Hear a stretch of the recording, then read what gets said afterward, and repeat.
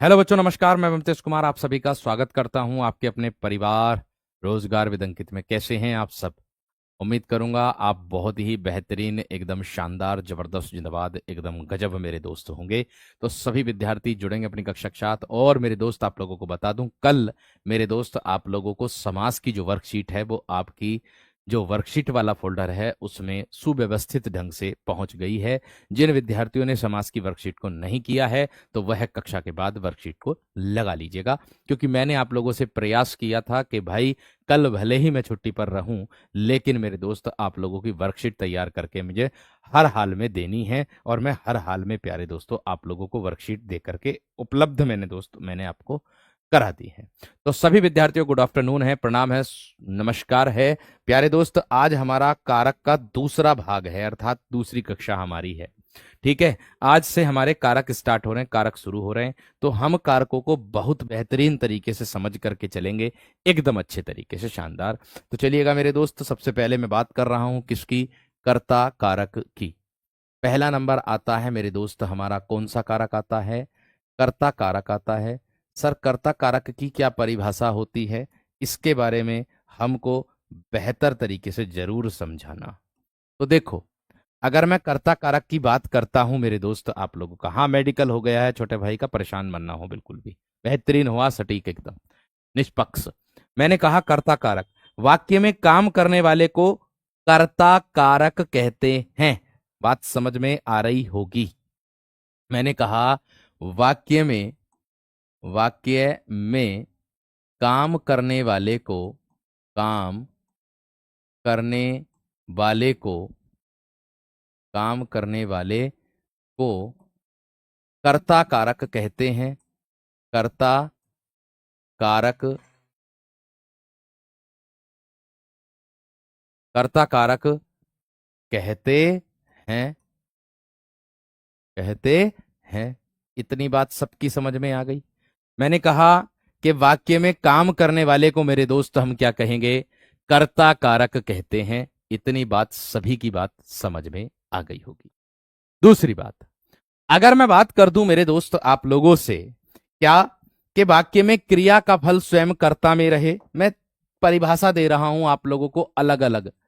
अगर मैं इसकी बात कर दूं, क्या दूसरी परिभाषा, वाक्य में क्रिया का फल वाक्य में क्रिया का फल कर्ता में रहे कर्ता में रहे तब वहां मेरे दोस्त क्या होता है? कर्ता कारक होता है। तब भी मेरे दोस्त कर्ता कारक ही होता है, या उसे कर्ता कारक कहते हैं। या मैं आप दूसरे तरीके से आप लोगों को एक और परिभाषा दे दूं इसकी। ठीक है, मैंने कहा मैं अथक प्रयास आप लोगों के लिए जितना हो सकता वह करूंगा। आप निश्चित रूप से बस उस पर अनुसरण करते चलिएगा। ठीक है ना मेरे दोस्त? हाँ, स्वीट खिला देंगे, आप निश्चिंत रहें। देखिए, मैंने कहा वाक्य में काम करने वाले को कर्ता कारक कहते हैं, अथवा वाक्य में क्रिया का फल कर्ता में ही रहे तब भी कर्ता कारक होगा। या मैं कह दूं, जो संज्ञा शब्द अपना कार्य करने के लिए, क्या बोलेंगे? जो, ये तो नहीं दिख रहा होगा कलर, दूसरा कलर ले लेते हैं। मैंने कहा जो संज्ञा शब्द जो संज्ञा शब्द जो संज्ञा शब्द अपना कार्य करने के लिए किसी के अधीन नहीं होता, अपना कार्य करने के लिए अपना कार्य करने के लिए किसी के अधीन नहीं होता, कार्य करने के लिए किसी के अधीन किसी के अधीन नहीं होता, अधीन नहीं होता,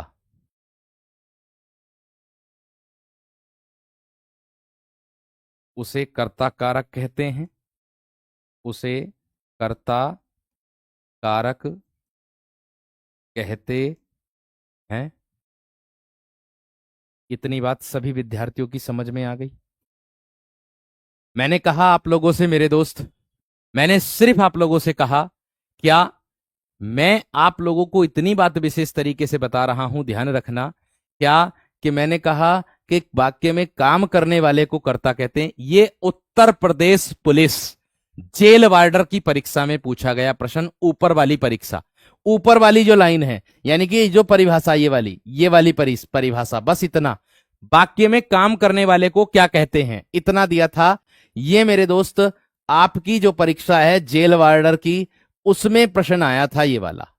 ऊपर वाली जो परिभाषा है वो जेल वार्डर में आया था। नीचे दूसरा वाला जो दिया है, वाक्य में क्रिया का फल कर्ता में रहे, ये मेरे दोस्त यूपी ट्रिपल एससी की परीक्षा में पूछा था परिभाषा। और तीसरा वाला जो दिया है मेरे दोस्त, वो परिभाषा है ही हमारे द्वारा भी और बुक के द्वारा भी। ठीक है, इतनी बात समझ में आ गई। चलिए अब देखो आगे इसके बाद क्या होगा। अब देखो मेरे दोस्त इसके बाद क्या होगा, यहां पर ध्यान से देखो। ठीक है, चलिए अब देखो, इतनी बात क्लियर। अब उदाहरण देख लेंगे आप। क्या देखेंगे अब मेरे दोस्त आप? अब भैया आप देखोगे उदाहरण। आप कहोगे सर जी उदाहरण कैसे कैसे पहचानेंगे हम? देखो, पहली बात तो आपको इसमें याद रखना है क्या, कि इसकी विभक्ति ने होती है। क्या रखनी है याद? इसकी विभक्ति, इसकी विभक्ति ने होती है। क्या होती है? ने होती है। ये बात आपको याद रखनी है। ठीक है वीरो। और कहीं कहीं पर ऐसा भी हो जाता है कि विभक्ति नहीं भी दी जाती, क्योंकि विभक्ति मेरे दोस्त लुप्त छिपी होती है। उसमें भी आपको बस क्रिया का प्रभाव देखना किस पर पड़ रहा है, अर्थात मेरे दोस्त कहां पड़ रहा, उसको कहते हैं। अब उदाहरण के तौर पर मैं आप लोगों से कह दूं कि अमन ने गाना गाना गाया।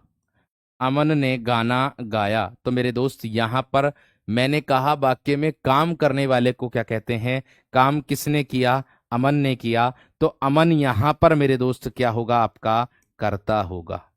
यहां पर क्या होगा मेरे दोस्त, आप लोगों का कर्ता होगा। आपसे मैंने अभी अभी एक बात बोली थी कि इनमें कारक विभक्ति छिपी हुई होती है, और ऐसी विभक्ति को मेरे दोस्त हम अप्रत्यक्ष या परोक्ष विभक्ति भी कहते हैं, अर्थात शून्य कारक के नाम से भी जाना जाता। जैसे मैं कह दूं आप लोगों से, यहीं पर कह दूं कि रमन रमन खेलता है, रमन खेलता है। तो मेरे दोस्त ऐसी विभक्तियों को, इसमें विभक्ति छिपी हुई होती है ना। अब जब इसमें विभक्ति छिपी हुई है तो सीधी सी बात है, आप उसको शून्य काल कह सकते हो, या अप्रत्यक्ष कह सकते हो जो दिखाई ना दे, परोक्ष कह सकते हो जो उधर हो, उसको कह सकते हो।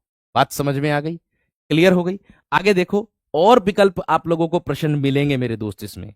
जैसे और उदाहरण मैं आप लोगों से दे दूं, जैसे मैं कह दूं और विभक्ति छिपी हुई, जैसे मैं कह दूं सूरज चमक रहा है, मैं कह दूं सूरज चमक रहा है। लो भैया, क्या हो रहा है, सूरज चमक रहा है। यहां पर सूरज क्या है, कर्ता। यहां पर रमन क्या है, कर्ता। यहां पर मेरे दोस्त अमन क्या है, कर्ता। यहां पर अमन क्या है, कर्ता ही है। बात समझ में आ रही होगी। जैसे मैं कह दूं सुमित ने सुमित ने सुमित ने खाना खाया, सुमित ने खाना खाया। ये लीजिएगा मेरे दोस्त, आप लोग देख सकते हो, सुमित ने क्या खाया, खाना खाया। इतनी बात समझ में आ गई, इतनी बात सभी विद्यार्थियों की समझ में आ गई। मैंने कहा कभी कभी विभक्ति, यहां पर इसको क्या बोलोगे, जिसमें विभक्ति छिपी हुई है, इसको मेरे दोस्त अप्रत्यक्ष या फिर परोक्ष या फिर शून्य, ये बोल सकते हो। इतनी बात समझ में आ गई। लेकिन विभक्ति छिपी हुई होगी, लेकिन विभक्ति छिपी हुई होगी। देखो, बोर्ड के कलर की बात आती है तो आप बोर्ड के कलर की बात टेलीग्राम ग्रुप में करिएगा।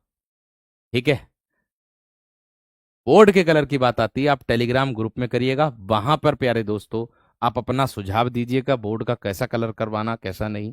ठीक है, हम केवल आप लोगों को मेरे दोस्त दोनों तरीके से करा रहे हैं, आप निश्चिंत रहना। ठीक है, देखो अब आगे मेरा जो प्रयास है मेरे दोस्त, वह प्रयास ऐसा है कि आप लोगों को जो मिले वो बिल्कुल सटीक मिले। ठीक है, या और कह दूं रीना नाचती है, नाचती है रीना नाचती है, ये हो जाएगा मेरे दोस्त। बात बताओ समझ में आई या ना? बात बताओ समझ में आई या ना? अब मुझे इतनी बात बता दो कि कर्ता कारक को पहचान लोगे या ना, एक बार थम्स अप कर दीजिएगा। क्योंकि वाक्य में काम करने वाले को ही कर्ता कहते हैं, जो काम कर रहा है उसको कर्ता कहते हैं। एक बार मुझे यहां तक थम्स अप कर दीजिएगा मेरे दोस्त, जल्दी से। ठीक है, एक बार मुझे थम्स अप कर दीजिएगा मेरे दोस्त जल्दी से यहां तक, अगर समझ में आ गई हो तो बात। क्रिया का फल स्वयं मेरे दोस्त कर्ता पर रहेगा। ठीक है, क्या है? क्रिया का फल स्वयं कर्ता में रहेगा। क्रिया का फल कर्ता में रहे, उसे ही कहेंगे कर्ता कारक। समझ में आई बात? बात क्लियर हुई मेरे दोस्त? हम सब करेंगे सभी विद्यार्थी एकदम बेहतरीन तरीके से। फिर मैं आगे बढ़ चलता हूं, फिर मैं आगे बढ़ चलता हूं। देखो, इसके बाद मेरे दोस्त दूसरे नंबर पर आती है आप लोगों की, यानी कि दूसरे नंबर पर आता है आपका कर्म कारक। क्या आता है वीर? कर्म कारक आता है। अब आप कहोगे सर जी कर्म कारक की क्या परिभाषा बनेगी? तो दोस्त आपको विशेष इतना ध्यान रखना है, बस कितना, क्या है कि जिस पर क्रिया का प्रभाव पड़े, इतनी परिभाषा। ये भी मेरे दोस्त जेल वार्डर की परीक्षा में पूछी गई थी। जिस पर क्रिया का प्रभाव पड़े, उत्तर प्रदेश पुलिस में भी आई थी, मतलब वो जेल वार्डर थी, कांस्टेबल में भी आई थी। जिस पर क्रिया का प्रभाव पड़े, प्रभाव पड़े, उसे कर्म कारक कहते हैं। कर्म कारक कहते हैं, उसे क्या कहते हैं मेरे दोस्त? कर्म कारक कहते हैं। अथवा में दूसरे तरीके से परिभाषा भी बन जाएगी दोस्त, अथवा में दूसरे तरीके से परिभाषा भी बन जाएगी।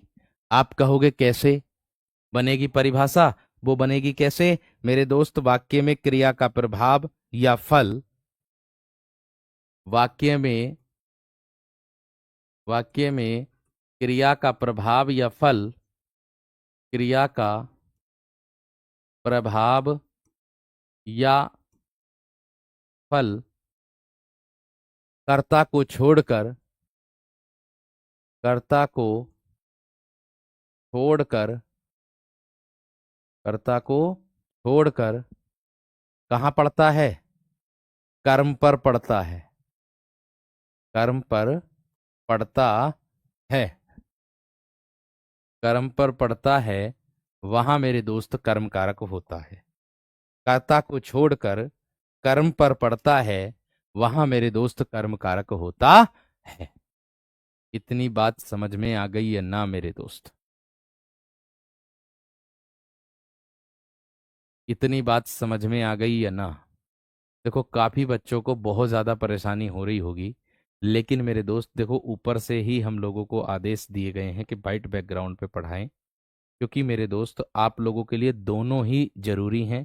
इससे एक तो आपका परीक्षण भी हो जाएगा, है ना? इससे आप लोगों का ये मेरे दोस्त परीक्षण ये हो जाएगा कि आपको आई प्रोटेस्ट कलर विजन में दिक्कत ना हो। क्योंकि सभी कलरों को देखा जाता कलर विजन में, एक पुस्तक आती, ध्यान रखना, उसमें हल्के हल्के जो है वो पढ़ाए जाते हैं, हल्के हल्के कलर दिखाए जाते हैं आपको, ये भी बात ध्यान रखना। भाई वो साहित्य में कराया जाएगा दोस्त, साहित्य में। ठीक है, अब देखो इतनी बात सबकी समझ में आ गई। अब उदाहरण देख लीजिएगा मेरे दोस्त, क्या है उदाहरण? मैंने कहा जिस पर क्रिया का प्रभाव पड़े उसे कर्म कारक कहते हैं। जिस पर क्रिया का प्रभाव पड़े उसे कर्म कारक कहते हैं। इसकी विभक्ति को होती है, लिख दो। इसकी विभक्ति, इसकी विभक्ति को होती है, विभक्ति को होती है। इसकी विभक्ति क्या लिखोगे आप? को होती है। इतनी बात समझ में आ गई है ना? ठीक है, ठीक है। और ये प्योर वाइट भी नहीं है मेरे दोस्त, ये भी बात ध्यान रखना, प्योर वाइट भी नहीं है।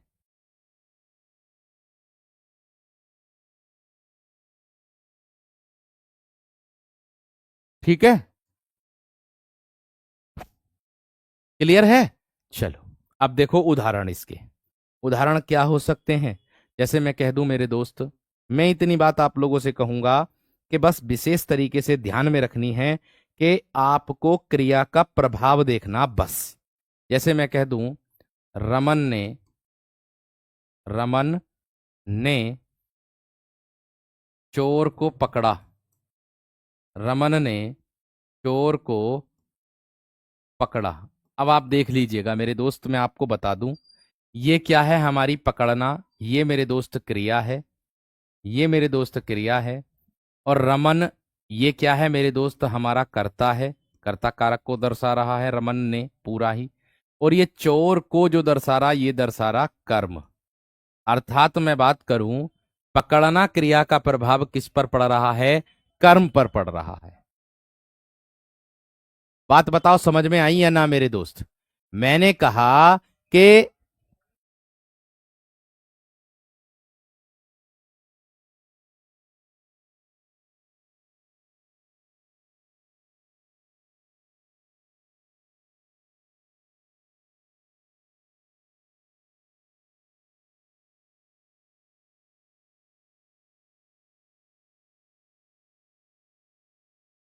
इतनी बात सबकी समझ में आ गई या ना मेरे दोस्त? बताओ जल्दी से।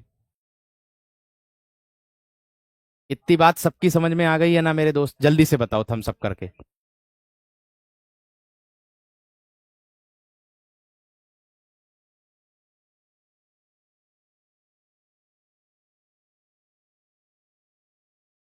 इतनी बात सबकी समझ में आ गई है ना मेरे दोस्त? मेडिकल हो गया फिट, उसकी टेंशन मत लो। वॉइस प्रॉब्लम नहीं है, कोई दिक्कत नहीं, माइक बंद किया था मैंने क्योंकि सेल डाउन हो गए थे, दूसरे सेल डाले। ठीक है, इतनी बात समझ में आ गई। चलो अब देखो, और यहां पर क्रिया का प्रभाव किस पर पड़ रहा है? कर्म पर। कर्म क्या है? चोर। क्या पकड़ा? चोर। क्या पकड़ा?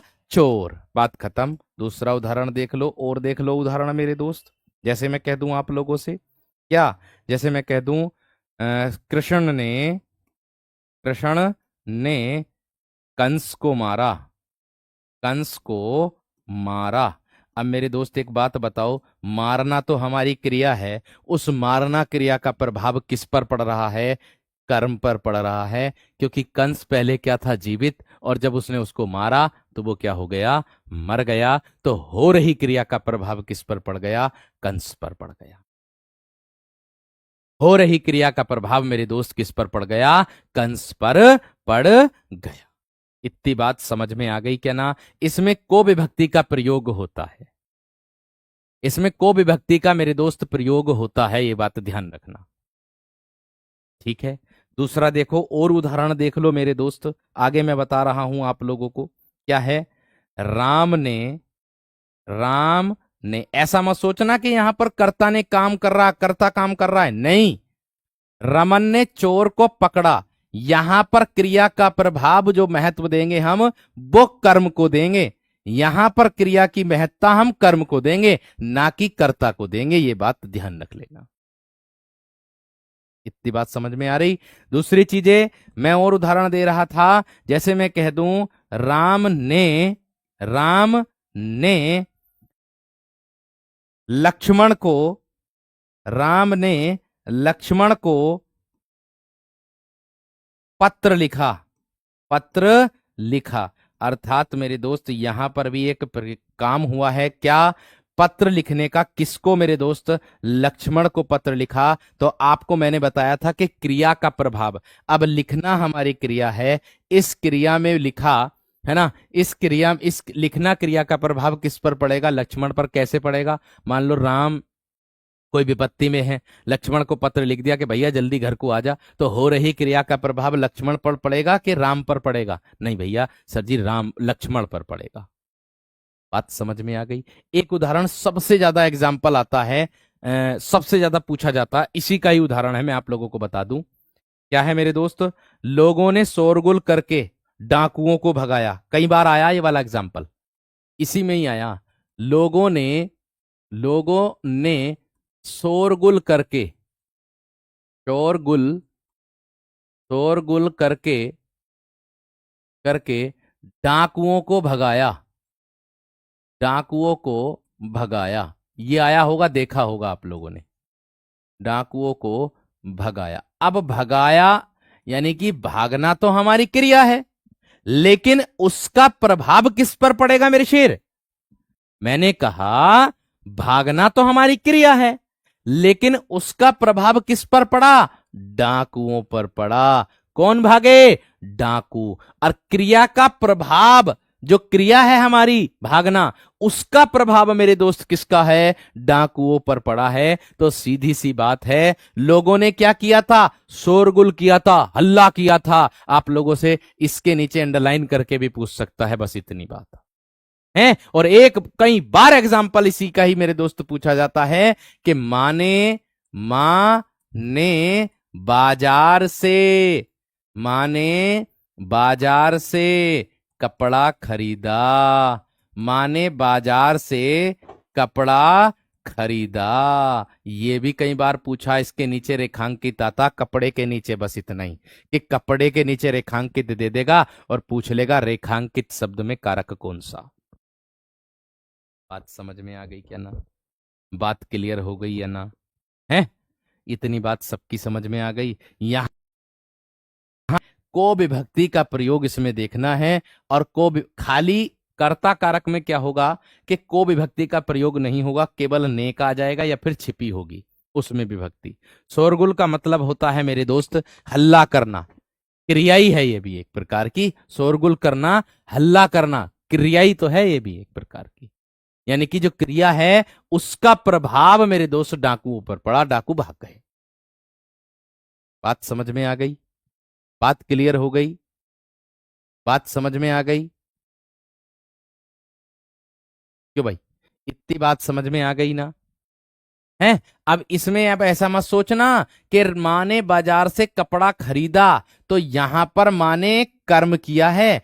खरीदना हमारा कर्म है। कहते ना है जब शादी विवाह आती है तो हम कहते ना है भैया शादी आ रही, बहुत सारा काम है, हमें कपड़े खरीदने भी जाना, हमें ये भी करने जाना, हमें वो भी करने जाना। तो मेरे दोस्त यहां पर कपड़ा आपको कर्म दर्शा रहा। इतनी बात ध्यान रखना, प्रीवियस ईयर एग्जाम में पूछा गया, विगत एग्जाम।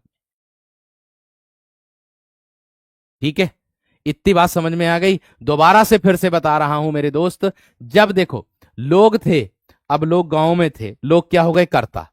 लोग क्या हो गए? कर्ता। अब लोगों ने क्या कर दिया? हल्ला कर दिया, शोर कर दिया। अब उस शोर से गांव के और जो लोग हैं वो जाग गए और वो तुरंत आ गए। और डाकू जो थे वो क्या हो गए? भाग गए। अब डाकू क्या करने आए थे? चोरी, कर्म करने आए थे। लेकिन मेरे दोस्त कर्म उल्टा ही पड़ गया। क्या कर्म उल्टा पड़ गया? कि डाकुओं को भगा दिया शोर करके। मेरे दोस्त ये दर्शा दिया आप लोगों। बात समझ में आ गई? बात क्लियर हो गई या ना मेरे दोस्त? इतनी बात बता दो बस।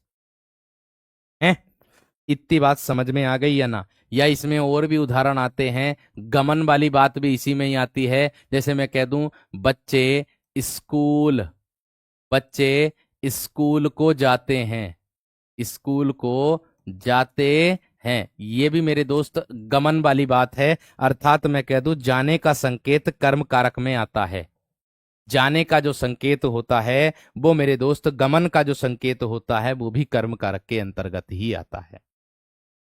इतनी बात समझ में आ गई क्या ना? बात समझ में आ गई है ना मेरे दोस्त? हैं? बात समझ में आ गई या ना मेरे दोस्त? इतनी बात बता दो। हैं, जैसे मैं कह दूं ये भी आता है, मोहन ने सांप को मारा। मोहन ने सांप को मारा। अरे सीधी सी बात है। अब एक बात बताओ, सांप को मारा, मारना तो हमारी क्रिया है, उसका प्रभाव हमारे किस पर पड़ेगा? अरे सांप पर ही तो पड़ेगा। मरेगा कौन? सांप। चोट किसके लगेगी? सांप के आघात कौन होगा? घायल कौन होगा? सांप। तो हो रही क्रिया का प्रभाव किस पर पड़ रहा? सांप पर। तो यही तो समझा रहा हूं, जिस पर क्रिया का प्रभाव पड़े। अरे यहां क्रिया का प्रभाव किस पर पड़ा? डाकुओं पर। कौन भाग गए? डाकू। यहां क्रिया का प्रभाव किस पर पड़ा? कपड़े पर। कपड़ा ही तो खरीदा माने, है। यहां क्रिया का प्रभाव किस पर पड़ा? स्कूल पर। बच्चे कहाँ जाते हैं? स्कूल को जाते हैं। भाई बताओ, अब इससे इससे ज्यादा क्या हो सकता है मेरे दोस्त? इससे आसान मैं क्या समझा सकता हूं आप लोगों को? ये बताओ अब। है, इससे आसान मेरे दोस्त क्या हो सकता, क्या समझा सकता हूं? इतना बहुत आसान तरीके से आप लोगों को समझा रहा हूं। बात क्लियर हो गई है ना? बात क्लियर हो गई है ना? या एक और उदाहरण आता, राम ने आदित्य को समझाया। राम ने आदित्य को समझाया। ये भी मेरे दोस्त किस में आएगा? इसी के अंतर्गत आएगा। ये भी किस में आएगा? इसी के अंतर्गत आप लोगों को देखने के लिए मिलेगा। या अध्यापक को पुरस्कार दीजिए। अध्यापक को पुरस्कार दीजिए। पुरस्कार दीजिए। ये भी किस में आएगा मेरे दोस्त? इसी के अंतर्गत आप लोगों को देखने के लिए मिलेगा। अध्यापक को पुरस्कार दीजिए, क्या हो रहा? कर्म हो रहा, किसको? पुरस्कार देने का। कुछ उदाहरण ऐसे होते हैं जो अपवादित तो होते हैं, लेकिन मेरे दोस्त वो ये पुरस्कार देना कर्म है। मजदूर को मजदूरी दीजिए, मजदूर को मजदूरी देना वो कर्म है मेरे दोस्त। और जो वस्तु सदा के लिए नहीं दी जाती वो कर्म कारक के अंतर्गत आती है, और जो वस्तु सदा के लिए दी जाती है वो मेरे दोस्त संप्रदान के अंतर्गत आती है। ये भी बात ध्यान रखना, ठीक है? जो वस्तु सदा के लिए दी जाती है वो संप्रदान में जाएगी, और जो वस्तु मेरे दोस्त सदा के लिए नहीं दी जाती वो मेरे दोस्त किस में जाएगी? कर्म कारक में जाएगी। इतनी बात समझ में आ गई? अब एक अपवाद वाली बात इसमें सबसे ज्यादा देखने के लिए मिलेगी। वो अपवाद क्या है मैं यहां लिख रहा हूं, देख लो। जो बच्चे कमेंट कर रहे हैं उनका ही जवाब मैं यहां दे रहा हूं कि भैया अगर आपको अपवाद में क्या मिल जाए, जैसे मैं कह दूं सड़क के सड़क के दोनों ओर, सड़क के दोनों ओर, सड़क के दोनों ओर क्या है मेरे दोस्त?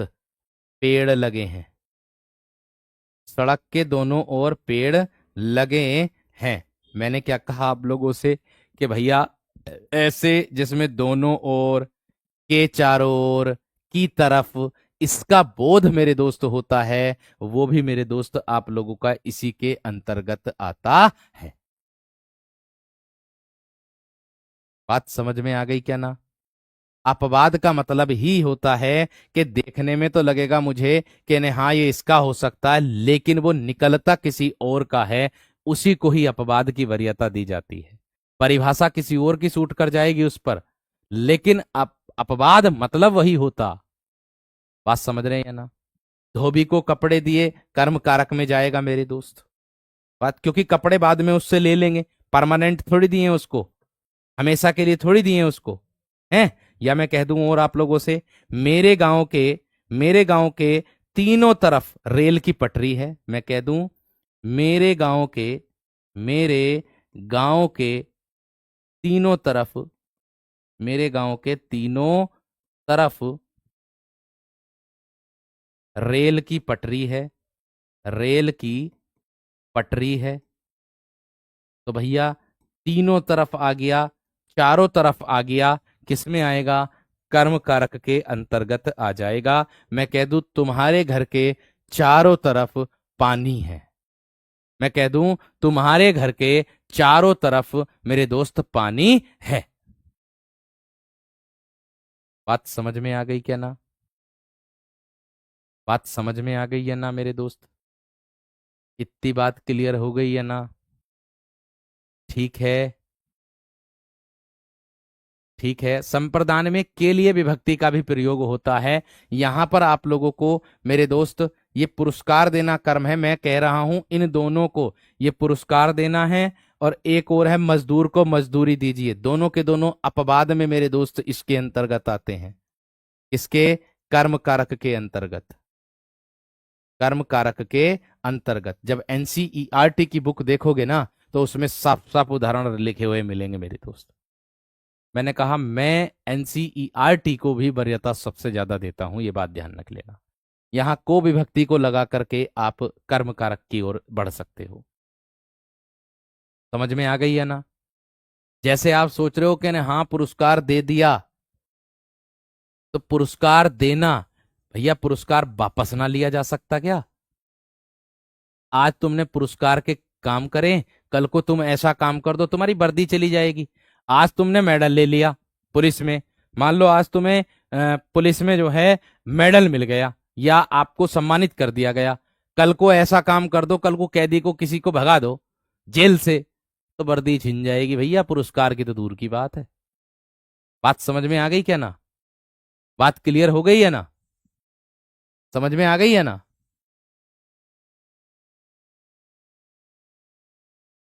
ठीक है भैया, एक बार मुझे थम्स अप कर दो कि हाँ जी इतनी बात समझ में आ गई। भाई मैंने कहा मैं आपके लिए अपवाद भी ढूंढ करके ला रहा हूं। जो मैंने बताया ना अभी, मजदूर को मजदूरी दीजिए, ये रहा, ये भी लिख दो। मजदूर को, मजदूर को मजदूरी दीजिए, मजदूरी दीजिए, ये अपवाद हैं दोनों, ध्यान रखना। अगर तुम काम करोगे तो तुम्हें काम का फल नहीं मिलेगा क्यों भाई? ये वही तो है। अगर तुम काम करोगे, कोई अध्यापक को पुरस्कार क्यों दिया गया? क्योंकि आपने कोई काम किया, क्योंकि आपने कोई कर्म किया, तभी तो पुरस्कार मिला। अच्छा कर्म करोगे जभी तो अच्छा मिलेगा। यही तो बात मैं समझा रहा हूं दोस्त मेरे। ये अपवाद नाम की भी कोई चीज होती, इसको भी ध्यान में रखना, ठीक है? क्योंकि आप जो सोचते हो, एक अध्यापक आपसे पहले वह सोच चुका होता है। ये बात ध्यान रख लेना मेरी बात का, ठीक है वीर? इतनी बात समझ में आ गई है ना? एक बार थम्स अप करके बताओ बस। इतनी बात समझ में आ गई है ना मेरे दोस्त? एक बार थम्स अप करके बताओ सभी विद्यार्थी। चलिए, बहुत बढ़िया। आगे बढ़ूं? आगे देखो इसके बाद क्या आएगा। इसके बाद मेरे दोस्त 3 नंबर पर आएगा करण कारक। 3 नंबर पर क्या आएगा दोस्त आपका? करण कारक आ जाएगा। आप कहोगे भैया जी करण का अर्थ क्या होता?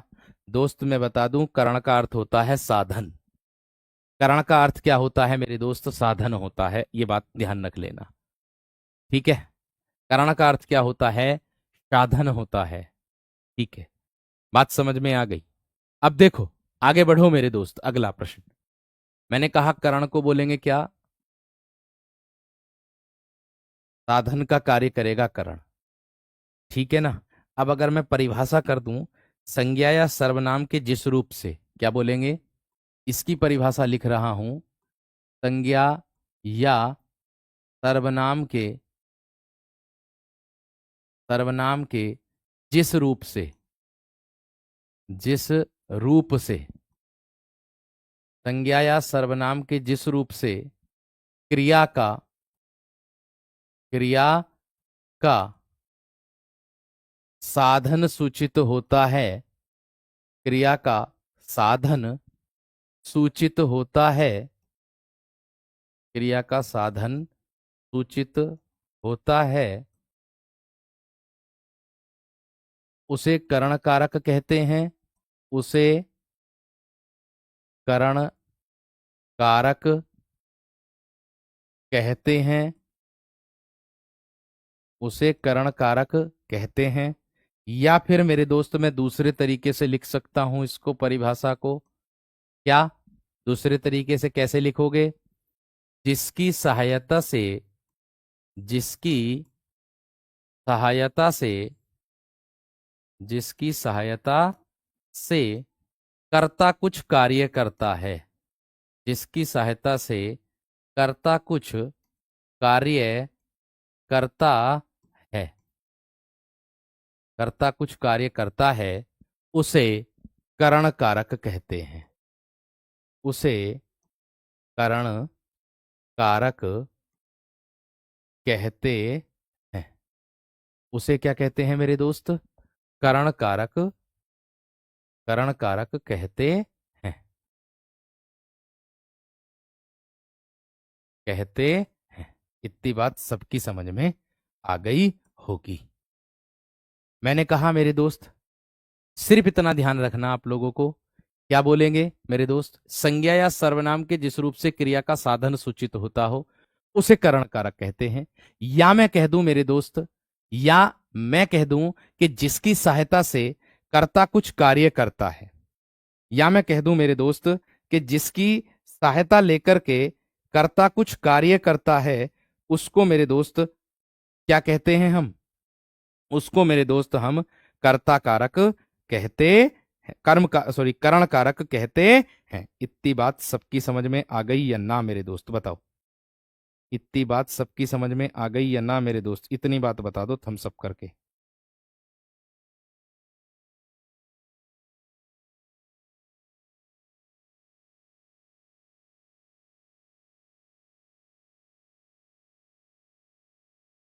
इतनी बात समझ में आ गई या ना मेरे दोस्त? थम्स अप करके बता दो जल्दी से। इतनी बात समझ में आ गई या ना, एक बार थम्स अप करके बताओ। ठीक है, बहुत बढ़िया, बहुत शानदार। आ गई समझ में?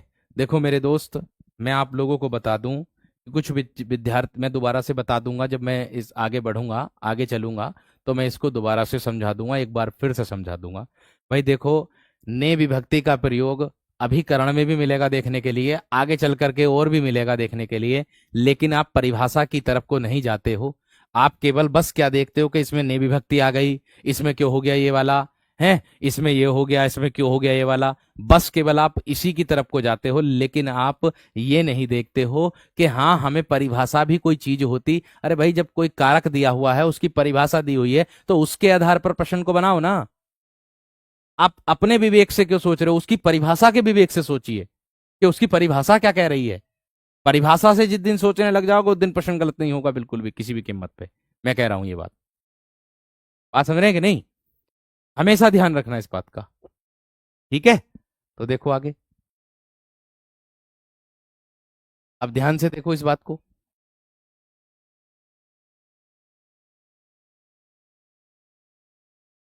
देखो, इतनी बात समझ में आ गई? इतनी बात क्लियर हो गई या ना, मुझे इतना बता दो बस। इतनी बात क्लियर हो गई या ना, मुझे बता दो इतना। बस थम्स अप करके बता दो जल्दी से कि हाँ जी, इतनी बात समझ में आ गई है। बताओ, फटाफट बताओ। इतनी बात समझ में आ गई या ना, ये बता दो बस मुझे। इतनी बात आ गई? एक बार थम्स अप कर दो सब।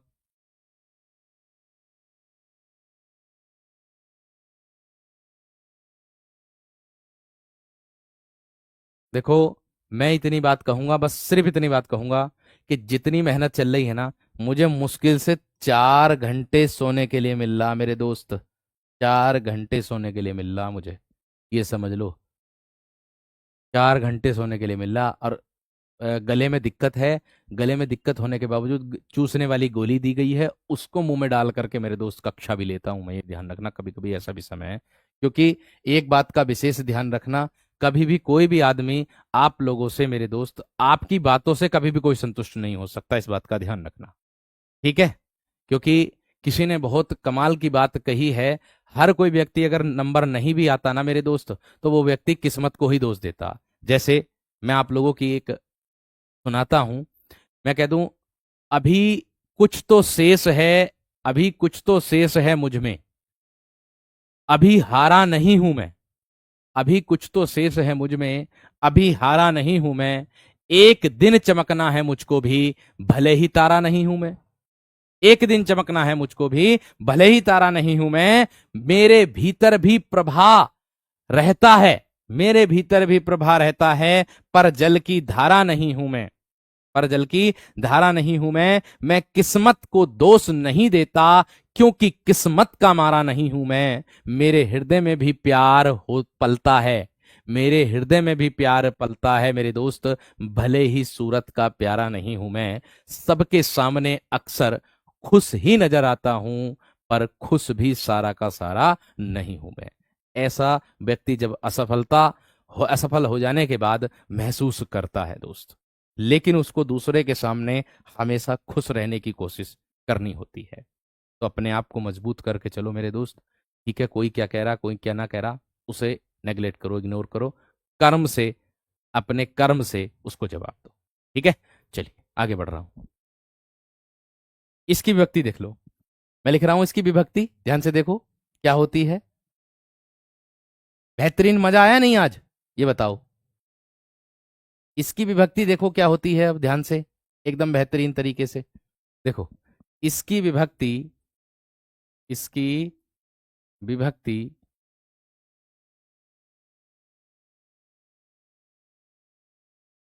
से या के द्वारा होती है, के द्वारा होती है। इसकी विभक्ति क्या होती है मेरे दोस्त? से या के द्वारा होती है। बस मैं आप लोगों को इतना ही समझाऊंगा इसमें कि मेरे दोस्त, उदाहरण के तौर पर देखिए, एक, मैं अब भी यही बात कहूंगा, एक शिक्षक होता है। शिक्षक किसी बहुत बच्चे ऐसे भी होते हैं कि किसी ने ये भी कहा कि गुरुजी तुम पे पढ़ाना नहीं आता है। अब भैया तुम किस हिसाब से पढ़ना चाहते हो मुझे बताओगे जभी तो। अब मुझे क्या पता तुम्हें कैसा समझ में आएगा। मैं तो जो समझा रहा हूं मैं अपने शैली समझा रहा हूं भाई। अगर मान लीजिए 10,000 बच्चों ने कोर्स भी लिया है तो 10,000 में से अगर ये समझ लो कि ऐसे हैं कि जो लगभग लगभग मेरे दोस्त 9,999 को समझ में आ रहा, अगर एक को नहीं आ रहा, तो जब उनमें उनको समझ में आ रहा, उनको भी उसी ईश्वर ने बनाया है और तुमको भी उसी ईश्वर ने बनाया है, तो आप ये देखिए ना कि कहाँ कमी है। थोड़ा सा इतना ध्यान रखो। ठीक है, मैंने कहा विभक्ति से या के द्वारा होती है, करण का अर्थ साधन होता। अब इसको उदाहरण दे करके देखो, इतनी सरल भाषा में मैं समझाऊं आप लोगों को बड़े बेहतरीन तरीके से। कैसे मेरे दोस्त? जैसे मैं कह दूं आप लोगों से, रमेश, रमेश हाथ से बाजा बजाता है। रमेश हाथ से बाजा बजाता है। रमेश हाथ से बाजा बजाता है। अब देख लो, मैंने उदाहरण लिखा। अब आपको मैं बता दूं मेरे दोस्त, एक बात बताओ, एक बात बताओ मेरे दोस्त। हाथ से आया ना, हाथ से आया, तो हाथ क्या है? साधन है भैया जी। हाथ क्या है? साधन है। रमेश क्या है भैया जी? कर्ता है। मैंने क्या बताया ऊपर परिभाषा में कि कर्ता जिसकी सहायता से काम करता। दोस्त मैंने क्या बताया? मैंने ये बताया कि कर्ता जिसकी सहायता से काम करता है उसको मेरे दोस्त करण कारक में रखते हैं। भैया जी यहां कर्ता क्या है? रमेश है। बात समझ में आ गई क्या ना? बात क्लियर हो गई है ना? है, हाथ से बाजा बजा रहा, इतनी सी बात है। ठीक है, क्लियर है? चलिए अब आगे देखो, इसके बाद क्या है। अब इसके बाद और उदाहरण बता रहा हूं। यहां पर बताया संज्ञा सर्वनाम के जिस रूप से क्रिया का साधन। यहां बजाना तो हमारी क्रिया है, इसका साधन क्या है? किससे बजा रहा? हाथ से बजा रहा है। हाथ से बजा रहा है बाजा। खत्म। कमेंट्स पढ़ करके समय व्यर्थ होता है, और दूसरी बात, कुछ चीजें ऐसी होती हैं जिसको कमेंट को देख करके हृदय जो है, इतनी मेहनत करने के बाद भी, और अगर बच्चा कुछ और कहता है, कोई कहता है कि मैं नहीं पढ़ने का, कोई कहता भैया नहीं पढ़ना तो मत पढ़ो भाई, क्यों आए हो फिर कक्षा में?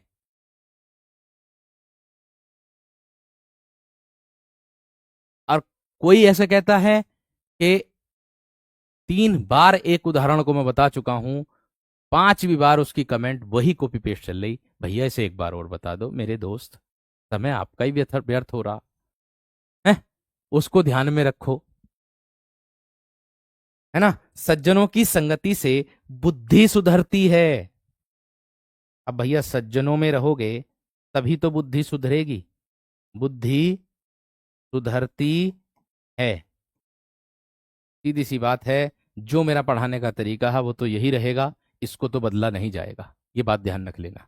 ठीक है, क्योंकि मैं, अब अगर मेरे से 100 बच्चे अगर मैं पढ़ा रहा हूं, 100 में से अगर मेरे से 98 बच्चों ने कह दिया कि हाँ भैया जी मेरी बिल्कुल बेहतरीन समझ में आ रहा है, तो 2 बच्चों के लिए प्यारे दोस्त, इन 98 बच्चों का भविष्य खराब करना तो बेकार, क्योंकि वे 2 बच्चे पढ़ने वाले नहीं हैं, क्योंकि वे अपने आप सीखना ही नहीं चाहते। उसको सारा ज्ञान तुरंत कक्षा में चाहिए, हाथों हाथ ही। अभी अपने आप प्रयास करने का कोशिश नहीं करते, और जो अपने आप प्रयास करने का कोशिश नहीं करते हैं वो असफल ही रहते हैं। ये बात ध्यान रखना, ये भी बात ध्यान रखना।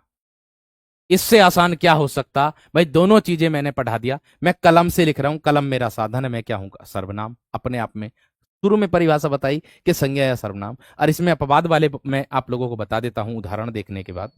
ठीक है, अपवाद वाले उदाहरण मैंने कहा, मैं सिर्फ आप लोगों के अपवाद वाले यहीं पे लिख रहा हूं। ठीक है, इसी के अंतर्गत जैसे आपको बता दूं, अंग भंग वाले मेरे दोस्त इसी में ही आते हैं।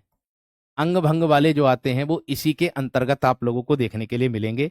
मैं कह दूं, मैं एक आंख से काना हूं, मैं एक आंख से काना हूं, एक आंख से, आंख से काना हूं, मैं एक आंख से काना हूं, ये भी अंग भंग है। वह एक पैर से, एक पैर से लंगड़ा है, वह एक पैर से लंगड़ा है। ये भी क्या है मेरे दोस्त? अपने आप में क्या है मेरे दोस्त? अंग भंग वाला उदाहरण है, अंग भंग वाला उदाहरण है। इतनी बात समझ में आ गई मेरे दोस्त? इतनी बात समझ में आ गई है ना? इतनी बात समझ में आ गई है ना? ठीक है, बहुत बढ़िया, बहुत शानदार। भाई देखो, ज्यादा कुछ नहीं आपका, मैं जो परीक्षा होगी ना उसमें उदाहरण देख करके, उदाहरण देख करके अपनी कक्षा के बड़ा खुश हो जाऊंगा। बस मेरे लिए वही काफी है। परीक्षा में उदाहरण अपनी कक्षा के देख करके वही खुश हो जाऊंगा कि हाँ जी उदाहरण आ गए, और बस इतना ही है, बाकी और कुछ नहीं है। इतनी बात समझ में आ गई? इतनी बात क्लियर हो गई मेरे दोस्त? चलिएगा, बहुत बढ़िया, बहुत शानदार। क्योंकि वीडियो की परीक्षा हुई थी ना, एक उदाहरण विध साहित्य के साथ प्रश्न मेरे दोस्त उनको देखने के लिए मिले थे, और वह जब सम्मान समारोह हुआ था उन्होंने बड़ा बेहतरीन तरीके से प्यार अपना दिया था। इतना ही काफी था। शिकारी ने शेर को बंदूक से मारा, वो भी इसी में ही आएगा। गीता ने सुनीता को चाकू से मारा, वो भी इसी में ही आएगा, क्योंकि चाकू वहां साधन है, शिकारी के पास बंदूक है, बंदूक वहां साधन है। इतनी बात समझ में आ गई? तो करण कारक तक मेरे दोस्त हम लोगों ने पढ़ा है। ठीक है, मैं एक बार फिर से आप लोगों का रिवीजन करा देता हूं जो मैंने आपको पढ़ाया है आज। ठीक है ना? मैंने आपको पढ़ाया है उस पर ध्यान देना। और ये वह मैं आपको बता दूं, विद्यार्थी वह कमेंट करता है जो पढ़ने लिखने में ध्यान नहीं होता, जिसकी आत्मा जो जगती है वो कब जगती है? जब परीक्षा नजदीक आ जाती है, तब तब जगती है जिसकी परीक्षा।